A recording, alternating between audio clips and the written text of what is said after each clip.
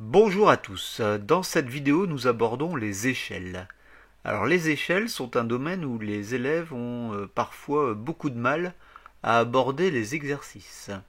Alors on va essayer de montrer une manière assez simple de résoudre ces problèmes. Alors, le problème ici est le suivant. On a deux personnes qui font la queue pour se rendre dans un supermarché et il y a une distance de sécurité à respecter, elle doit être supérieure à 1 mètre. Ensuite, on a l'échelle du dessin qui est 2/25e. On donnera la définition d'une échelle juste après. Et la question qui se pose, c'est de savoir si la distance de sécurité est bien respectée. Alors la dernière donnée utile dont j'ai besoin, c'est celle-ci. Il y a 8,2 cm d'écart entre les deux personnes. Bien sûr, ces 8,2 cm, c'est sur le dessin. Donc la question est de savoir si en réalité la distance est bien respectée. Alors, je vous donne la définition. Oh, il y a une erreur ici, définition. La définition d'une échelle. Alors, une échelle, c'est un quotient qui est égal à une distance sur un dessin ou une carte ou un schéma, un croquis, sur la distance réelle. Donc la distance sur le dessin est toujours au numérateur, la distance réelle est toujours au dénominateur. Et très important, dans une échelle, les distances ou les longueurs sont toujours exprimées dans la même unité. Alors, l'échelle du dessin juste avant est égale à 2/25e. Alors si on prend la définition, 2 est au numérateur, donc c'est la distance sur le dessin.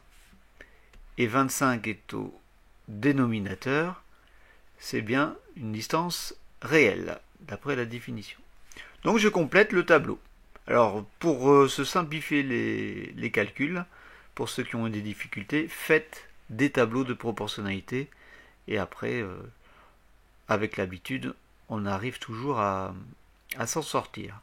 Alors, distance sur le dessin, elle est de 2 cm ou 2 mètres sur une distance réelle, 25 cm ou 25 mètres. Donc 2 et 25 sont dans la même unité, peu importe laquelle. Ensuite, sur le dessin, les deux personnes sont distantes de 8,2 cm. Alors, maintenant, on doit calculer la distance réelle que j'appelle ici x. Alors maintenant, vous connaissez plein de façons différentes de compléter un tableau de proportionnalité. Vous avez la règle de 3 que certains font avec leurs parents, mais que j'évite d'aborder pour que vous appreniez bien à fonctionner avec les coefficients de proportionnalité.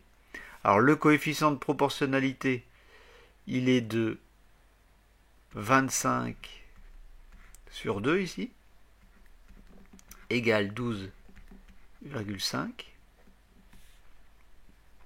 Donc pour passer de la première ligne à la deuxième ligne, on va multiplier par 12,5.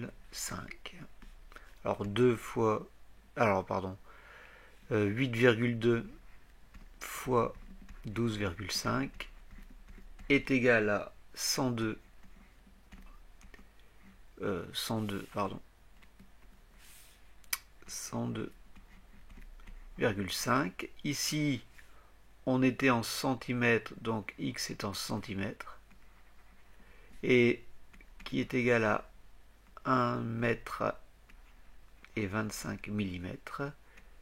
Donc la distance est bien respectée. Alors pour retrouver x, on avait aussi cette méthode-là. Pour passer de 2 à 8,2, on pouvait faire x 4,1. Et ici aussi x 4,1. Voilà, il y a plusieurs méthodes.